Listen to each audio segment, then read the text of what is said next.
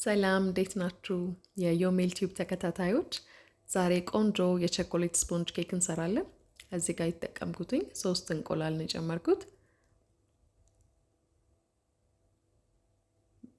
ቀጣይ ደግሞ 3 የሾርባ ማንኪያ ስኳር፣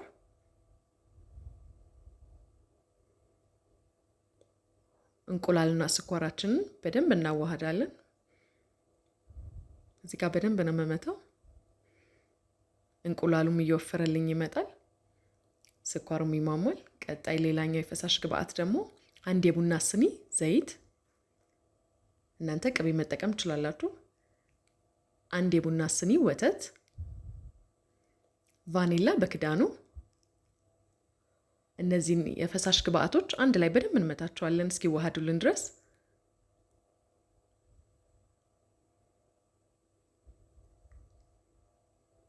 እዚህ ጋር በደንብ እመታዋለሁ። ሁሉም በደንብ እንዲዋሃድ ይረዳኛል። ቀጣይ ደግሞ የደረቅ ግብአቶችን ነው የምንጨምረው። እዚህ ጋር 1 ኩባያ ሙሉ ፍርኖ ዱቄት፣ 1 የሾርባ ማንኪያ ካካኦ ፓውደር፣ 1 የሻይ ማንኪያ ቤኪንግ ሶዳ፣ 1 የሻይ ማንኪያ ጨው። እነዚህን ደግሞ 4ቱን ደረቅ ግብአቶች አንድ ላይ ከፈሳሽ ግብአቱ ጋር በደንብ እናዋሃዳለን። እዚህ ጋር ዱቄት እንዳይቀርብኝ ሁሉንም ቦታ እየዞርኩኝ በደንብ እመታዋለሁ። እዚህ ጋር የምፈልገውን ይዘት ይዞልኛል። ዙሪያውን የቀረ ነገር እንዳይኖር በደንብ አማስለዋለሁ።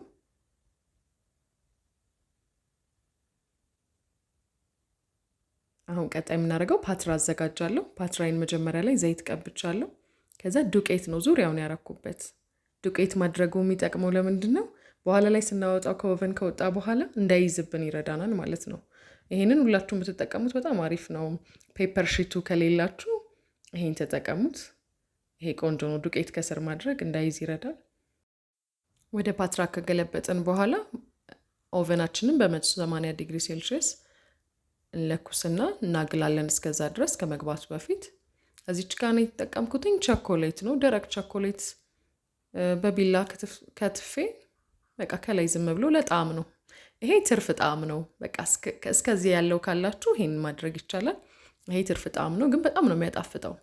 ካለ ተጠቀሙበት። በጣም ቆንጆ ነው። ደረቅ ነው። በኋላ ላይ ቅልጥ ሲል ደስ ይላል። አሁን ኦቨናችን ውስጥ እናስገባለን።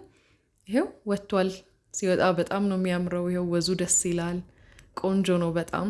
እዚች ጋር በስፓቹላ ዝም ብሎ ዳርዳሯን ብቻ ነካ ነካ ነው የምናረጋት። ግን ቅድም ዱቄት ስላረኩኝ አሁን ታዩታላችሁ ስገለብጥ ምንም አያስቸግርም። ሳኔን አዘጋጅቼ ይሄው መገልበጥ ነው። በቃ ባንዴ ነው ልቅ ብሎ የወጣው። እዚህ ጋር ይሄው እንደተቆራጭ በደንብ ሆኖልኛል።